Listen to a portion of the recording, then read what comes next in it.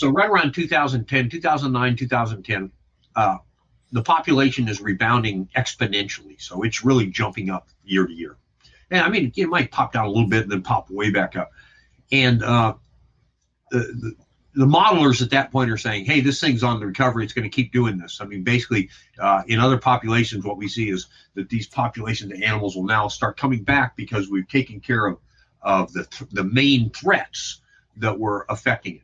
Okay. And instead, it drops down to like, drops from 20,000, over 20,000 down to about 13,000 nests. Like, what's going on here? Maybe it's going to pop back up. Then it pops back up, a little bit.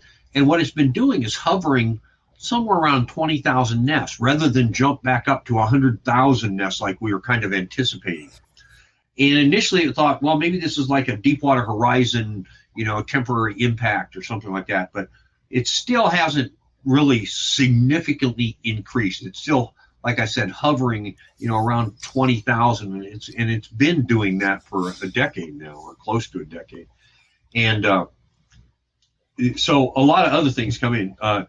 Charles Caillouet wrote a good kind of overview suggesting that, and this is also, there's a guy by the name of Benny Galloway, who's a great fisheries biologist from Texas, and conservationist, as well as kind of runs his private biological consulting firm for fisheries, et cetera. And what their concept is that it's also quite possible that, the Gulf of Mexico that we see today is not the Gulf of Mexico that Herrera was seeing back in the 1940s, and that's evident in a lot of the other fisheries too. If you look like blue crab fishery in Texas, there's indications that there's been some significant declines in that, et cetera.